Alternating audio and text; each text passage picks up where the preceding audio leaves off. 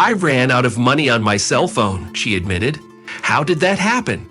You have such high limits on your cell phone plan. Did you really spend it all on gifts for your classmates again? Her reply sounded a bit rushed, and there was a hint of dishonesty in her voice amidst the tension. Why don't I check my personal account? I suggested. You don't have to, she brushed it off. You can check it later. Let's just go to bed. Her tone was somewhat imperious. I have big plans for you tonight.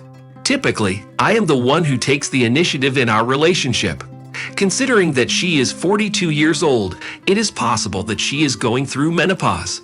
For her, intimacy has become more of a marital obligation. The following day, on February 21, I accessed her personal account at her workplace and noticed that she had run out of text messages. Initially, I dismissed it as a temporary visual disturbance since she rarely uses texting. Recently, I have been trying to build more trust in our relationship, so I haven't checked her call history in some time. However, out of curiosity, I requested detailed statistics and came across something unexpected: a continuous exchange of text messages with a single number. I decided to search the number online and almost immediately discovered the identity of its owner. It turned out to be an independent business owner who used to work with my wife in a household appliances store.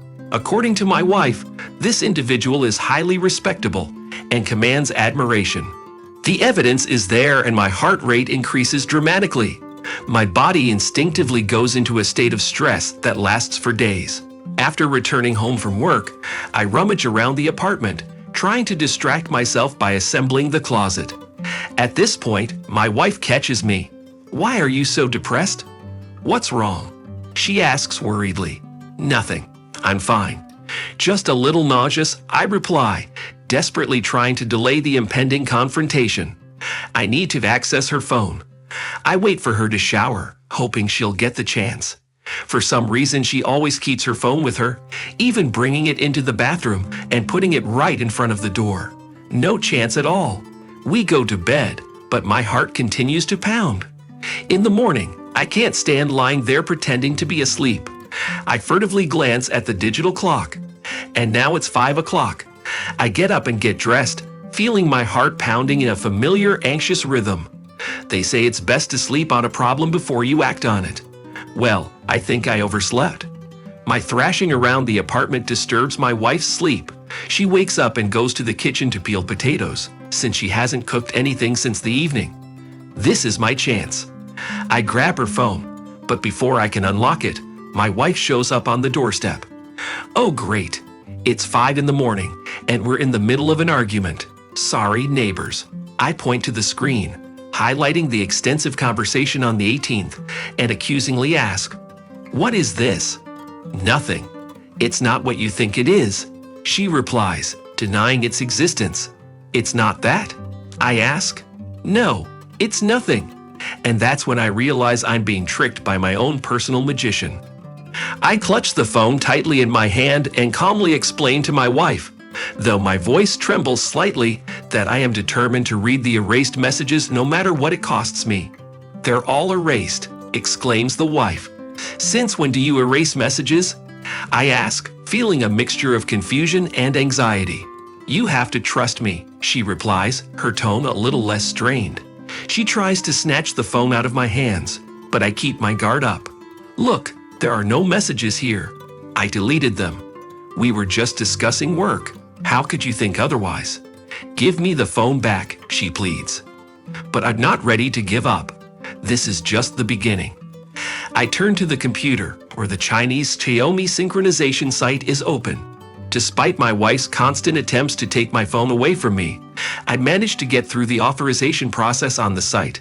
Finally, I find the Neisetajiang folder and, to my disappointment, discover that the deleted messages have been deleted. As the clock struck 7 in the morning, my wife and I sat down to breakfast, as we have done for years. We devour sausage and potatoes with gusto, engaging in calm and civilized conversation. Though my wife's words remain vague, a deeply buried decision suddenly surfaces in my subconscious. It bypasses the rationality of my consciousness, and without thinking, I begin to act. I decided to file for divorce, coincidentally on our 25th wedding anniversary, which is traditionally known as our silver wedding anniversary. This symbolic act marks the end of our relationship. It's hard to know if I'm bluffing or not, but deep down I hold out hope that all will be well in the end. Sitting at the table and watching her reactions surreptitiously, I gradually realize that she is not moved by this decision. She remains calmly indifferent. Suddenly, her eyes fill with tears, and a sense of satisfaction flashes through my heart. I finally realize that she is experiencing pain similar to mine.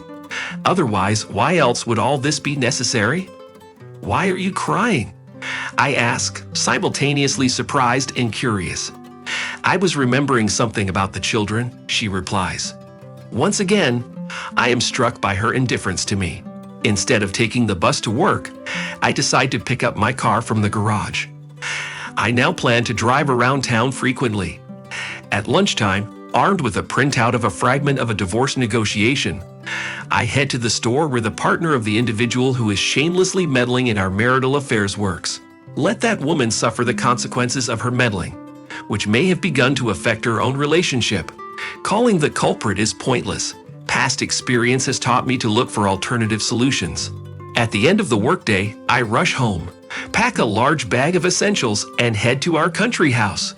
Armed with a shovel, I bravely struggle with the snow. The house is poorly adapted for winter living. The temperature drops below zero. All evening, I diligently light a fire, raising the temperature to a more comfortable one. Wrapped up in the blanket I brought with me, similar to a sleeping bag, I sink into a restless sleep under the soothing crackle of birch wood burning in the stove. Throughout the night, I continue tending the fire, occasionally braving the cold to go to the bathroom outside. I seem to have unwittingly exposed my bladder to the cold laundry.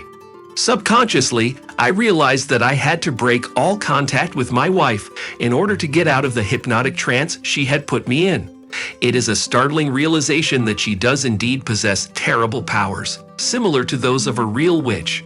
Putting my thoughts into words, I admit that at first I was not comfortable without her, especially when I was alone for the first 24 hours. However, I realized that gradually this condition would dissipate. Suddenly hope was kindled in me, causing a pleasant sense of uplift. In a way, I feel a newfound self-confidence that never left me in her presence. This inner flame grows steadily, fueling my desire for a vibrant life. The next day, my college-age son returns to town. Although I keep in touch with him only by phone, I don't return home. I had to make up a story about renting an apartment, making every effort to keep her from finding out about my whereabouts. Unfortunately, she eventually did. On February 23, she showed up unexpectedly while I was shoveling snow in the yard, arriving by cab. She urged me to return home, stating that she really needed me. Determined not to return to my comfort zone, I tried to make a point about how we would divide the property. Before I knew it, I was screaming at the top of my lungs as I continued shoveling snow. Despite my attempts to let her know that she couldn't stand it under these conditions, she remained steadfast in her decision to stay with me. It was at that moment that something inexplicable happened. All my lust for life vanished instantly, as if a potent and stupefying substance had been injected into my mind. I was back in the realm of hell, going through another agonizing 24 hours. I labeled it in my phone as X instead of Mia and reported it to my wife. This weekend, I asked a friend for permission to go winter fishing at his place in a neighboring area that also has great ski slopes. I got so engrossed in the activity that I completely forgot to go into town to run some errands, like washing and shaving. As a result, when I got home, my son was waiting for me and Mia was at work. To my surprise, I showed up at the office unshaven, wearing big shoes and very agitated because I had only slept 2 hours the night before. I tend to get worked up easily. In an attempt to calm my anxiety, I printed out my wife's call records from the beginning of the year and saved them to my phone. By morning, I had even memorized them all by heart. I noticed calls on January 1st, probably with New Year's wishes, and a call on February 14th in which we chatted for 5 minutes. Then there was a return call on January 31st and many texts in February. It was impossible to imagine how, Amidst this constant communication, I could be distracted by work. Mia's voice echoed in my head, reminding me, "You have to trust your wife." We had just been talking about work. You have to trust your wife. In the evening, I made a quick stop at my apartment for about an hour. During this time, I took the opportunity to clean up and have a meaningful conversation with my son while my wife was still at work. However, during our discussion, my son made it very clear that he thinks I have some outdated beliefs about marriage and some peculiar hang-ups. It seems that he even mentioned to his older brother that I may have lost my mind. Tuesday was even more challenging for me, particularly in terms of my physical health. The lack of sleep was the main issue, as I had only managed to get 4 hours of rest. Unfortunately, I had forgotten my smartphone at work, which meant I couldn't read the psychological articles that had occupied my attention the night before. As a result, I spent the entire night mentally reviewing and rearranging the information I had absorbed earlier.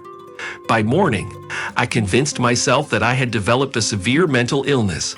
It felt as if I had experienced an eternity of time and had even gone through a personal hell. In a moment of desperation, I considered grabbing a hunting knife I had at my dacha. The knife had a comfortable wooden handle that I had used on previous occasions to kill pigs in the village. However, I managed to gather the strength to resist that impulse and instead decided to leave the knife and drive to work. During the morning meeting, I realized that staying at work until the evening would be a serious risk to my health, potentially resulting in a stroke. I therefore spoke to the director, explained the situation, and arranged to leave in the afternoon. With that settled, I focused on completing urgent tasks and made an appointment with a psychologist to seek help and guidance. At 9 a.m., Mia showed up unexpectedly with a container of hot lunch.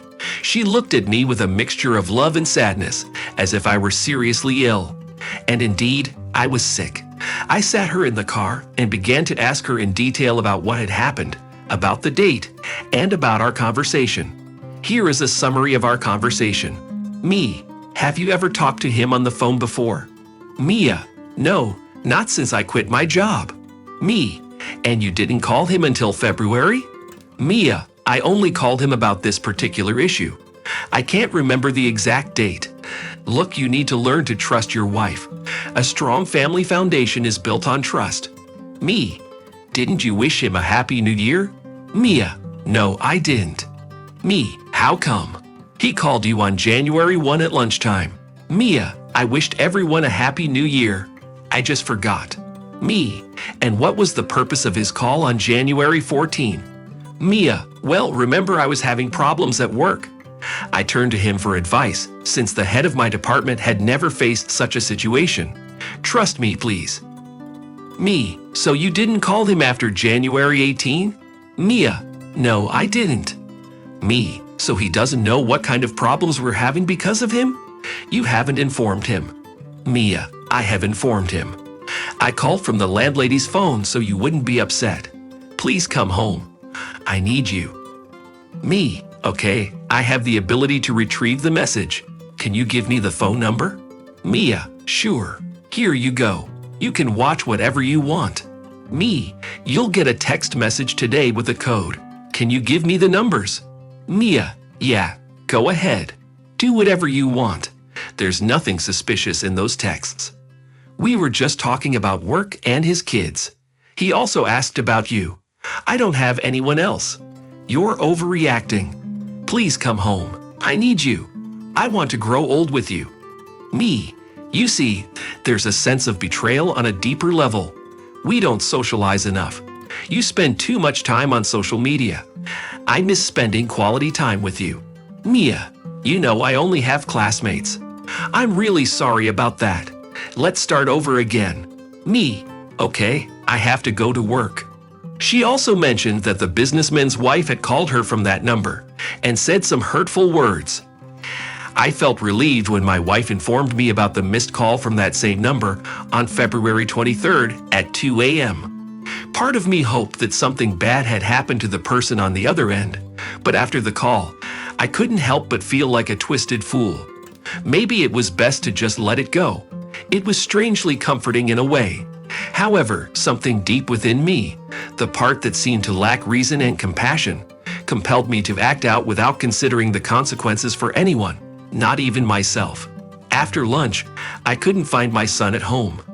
I entered the apartment and impulsively threw a pillow onto the couch. It fell, seemingly forgotten as I drifted off to sleep. Eventually, I mustered the strength to fight against my distorted mindset. I reluctantly turned on the computer, acknowledging the presence of that erratic, irrational side of me. I navigated to the Chinese website and, by some miracle, accessed the MESSAGANG folder without needing any verification codes. To my dismay, all the messages had been erased. It felt pointless, disheartening even. I wanted to see those messages, to confront my own twisted reality, and find a way back to normalcy. To regain trust in people and learn to take life lightly, just like everyone else. After fruitlessly searching through the site, I moved to close the page. Suddenly, a small glimmer of hope appeared in the form of a button labeled Trash in the menu. Without hesitation, I clicked it, and there they were, all the deleted text messages visible once again. What I witnessed shocked me, making my heart race and my senses spin. A surge of adrenaline rushed through my veins, and I realized that my body could break into paralysis if my blood vessels gave way. In a panic, I urgently pulled out my cell phone and dialed my oldest son's number. Hurry up. Come immediately if you want to see me alive. No questions, no explanations. Just come. My voice shook, breaking off. Glancing at my watch, I'd reassured myself that I still had plenty of time, unless I succumbed to the overwhelming pressure.